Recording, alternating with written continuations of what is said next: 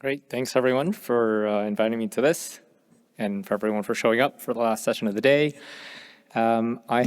These are my disclosures. They will not be relevant to the talk today. Am I supposed to start this? Oh, okay. I'm supposed to leave it for 7 minutes. I was waiting, 7 seconds. I was waiting for the timer, but it's fine.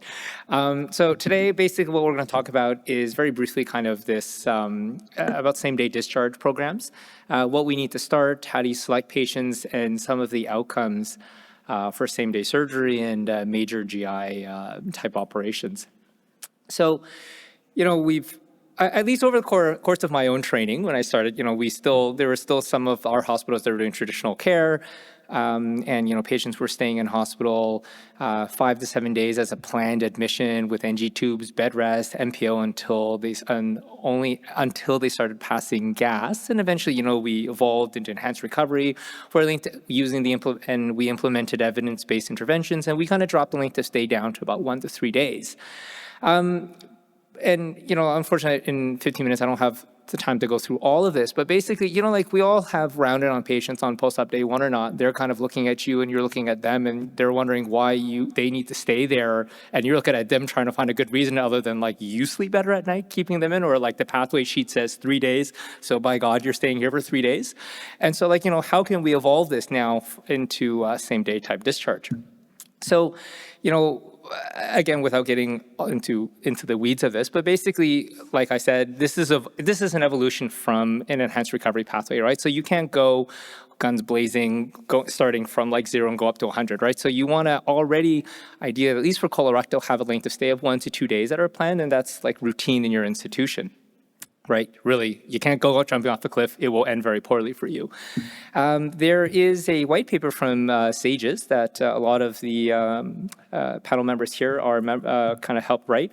And there are these 3 key elements of any enhanced recovery pathway that you need to optimize prior to implementation of same-day discharge. So, obviously the first one is you need to have a willingness to send patients home before the recovery of GI function, because obviously if you're going to send them home from recovery after 2-3 hours, the vast majority of patients are not yet passing gas. You need to be really comfortable with feeding them early, like the moment they wake up in recovery room, and you want to get them walking in the recovery room almost. You really got to you really need to be good at analgesia, especially kind of multimodal opioid sparing ones.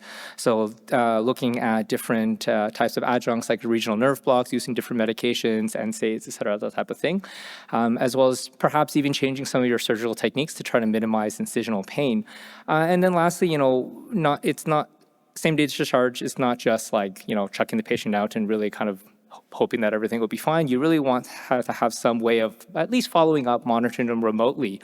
And this is where, the combination of a lot of this digital health revolution, so apps, just standard telephone, that people kind of forget that we still have, even things like FaceTime, Zoom, Teams really, and video visits all really is very helpful in this type of thing. Another thing that you really need to do is is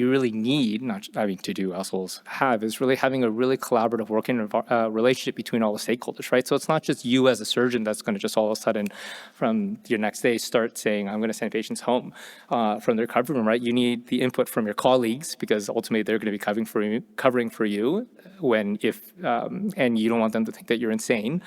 They all have to be on board. Anesthesia has to be on board, because obviously they have a big part to play in this, as well as a lot of the allied health professionals, recovery room nursing, even the admissions who have to call. They're really important in aspects of this, right? You don't want to have this whole broken telephone thing where you're saying, when you're telling patients, okay, you're gonna everything will be okay, you're gonna go home the same day, and then next thing they know, they go to the preoperative evaluation. The nursing's telling them, oh, you're gonna stay 1 to 3 days. Okay, so a bit more confusing. And then when they get a call from admitting saying, please show up to the hospital at XYZ time, bring your stuff, you're going to stay for 1 to 3 days. Again, just, everyone has to be on the same page here. And other kind of examples, right? Anesthesia has to have strict adherence to a lot of enhanced recovery principles, such as opioid sparing analgesia, avoiding benzos, as well as kind of giving minimal IV fluids during the operation. We at McGill kind of trying to get in order to get everyone on the same page and everyone in the same room and talking, we have a group called the, this is French, but like the Surgical Recovery program. And I realize this slide is actually in French, but we have multiple different pathways from multiple different procedures, from multiple different specialties. And this is where we have like the anesthesiologist, the physiotherapist, the nursing, the dietitian, the ergotherapist. They're all in the same room. We're all talking, making these pathways and making sure that we're all on the same page. And lastly, like I said, really some sort of remote post-discharge follow-up is really essential. So either using some sort of digital health, either through apps, video-based messaging, things like that, or even just, again, standard telephone calls. There's nothing wrong with that. There's been several studies basically kind of showing the effectiveness of digital health as well as just telephone. There's really no difference, so whatever works out for you. And other studies have described things like even as involved as home visits by a home care nurse in the extreme cases, okay? Probably the most important thing of the same-day discharge really is the patient selection, right? So this is our patient selection criteria for laparoscopic colorectal surgery for same-day pathway. So really, this is where you have adult, and again, I'm not going to get into all of this, but the long and short of it is that patients need to be healthy. And when I say healthy, this is in quotation mark, right? So not everyone's going to be your ASA1 25-year-old, right? So this is just like relatively uncomorbid, and the wording is very specific here.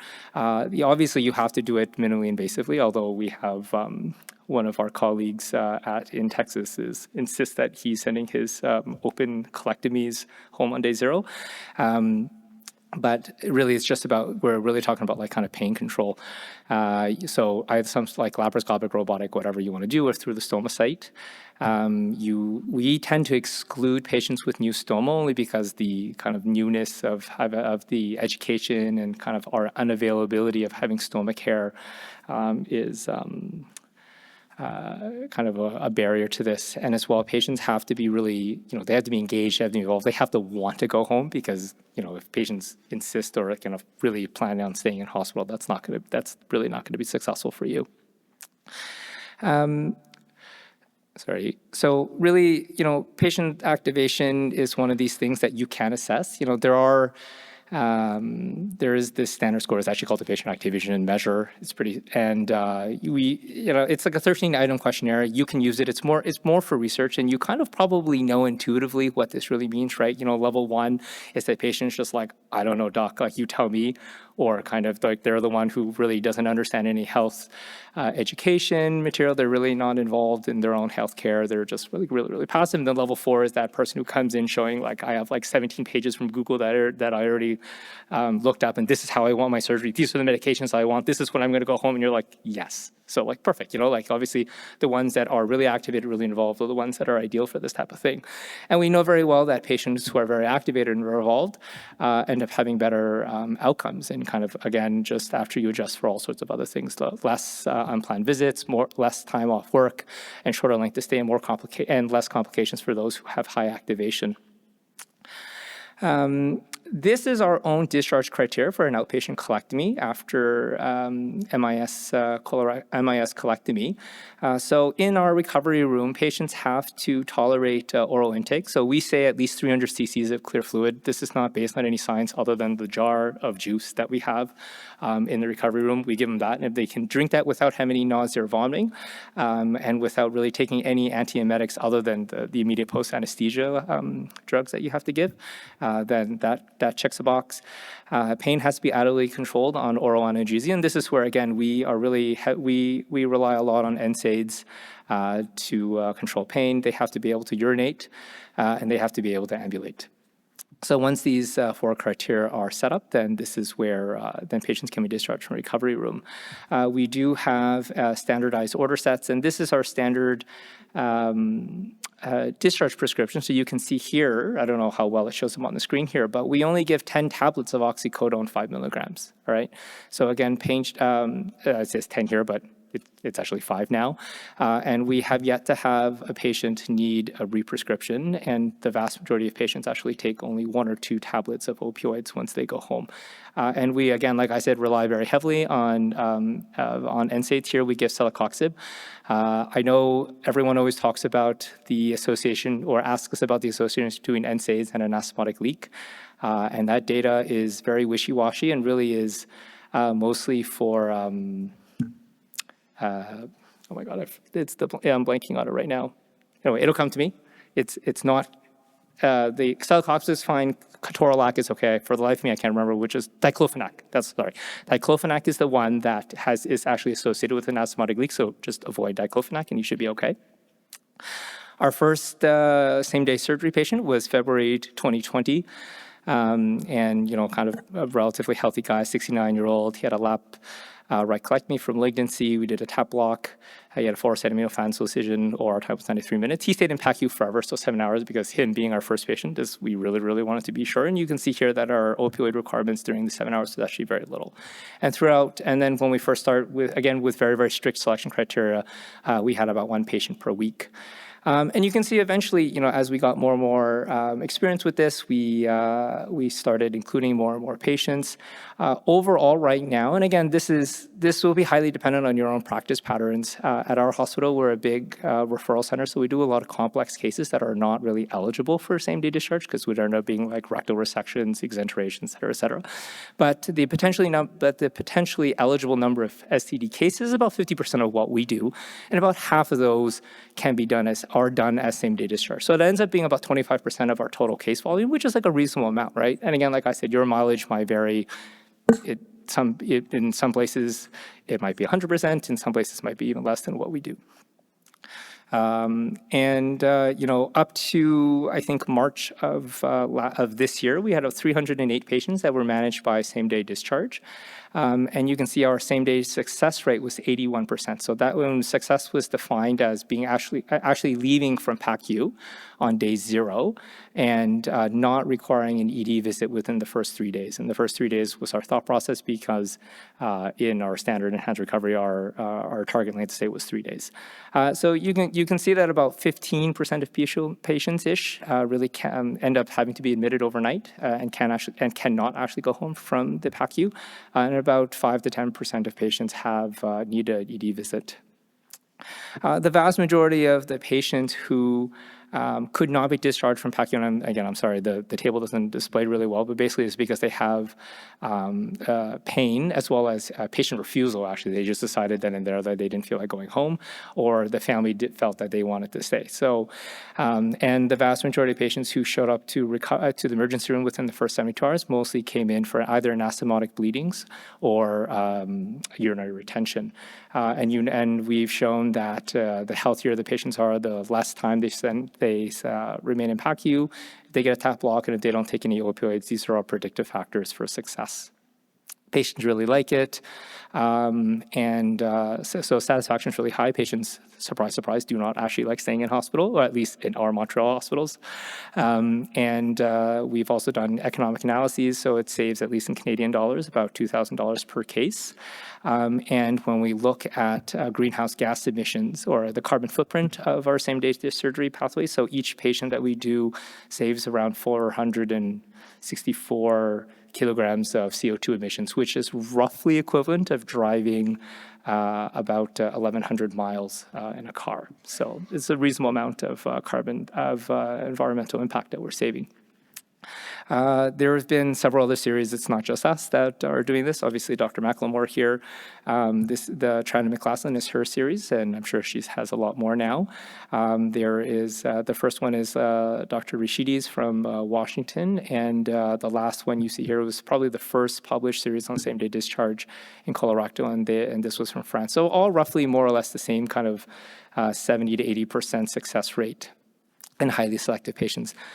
So this doesn't turn up just a colorectal talk. This has also been done in laparoscopic sleeve gastrectomy and bariatric surgery. And pretty much the entire, like the patient selection criteria, the follow-up methods, the discharge criteria, they're all the same as what I just described. The largest series, about 3,000 patients, 21 surgeons from 9 centers. And you can see here that that the outcomes are really good. There's very, very few people who actually need ED visits or cannot be discharged. Same thing in the Netherlands. Again, this is a pilot study, 50 patients, and at our McGill, too, our bariatric group has started as well doing same-day discharge for sleeve gastrectomy. And you can see here that all the outcomes are very excellent. So in conclusion, the same-day discharge pathway is really just an evolution of the enhanced recovery. We're not actually doing all that much more, to be honest, other than probably a bit more patient education and really applying the enhanced recovery principles. And it's important to know that it's not just for colorectal. It can be applied to bariatrics. It's now being started in lobectomies at our institution, prostatectomies, and others. Patient selection is probably the single most important aspect to a successful same-day discharge program. And really, the outcomes are more or less the same in the sense that there's no more ED visits or readmissions, but there is less costs and less carbon footprint. So thank you very much.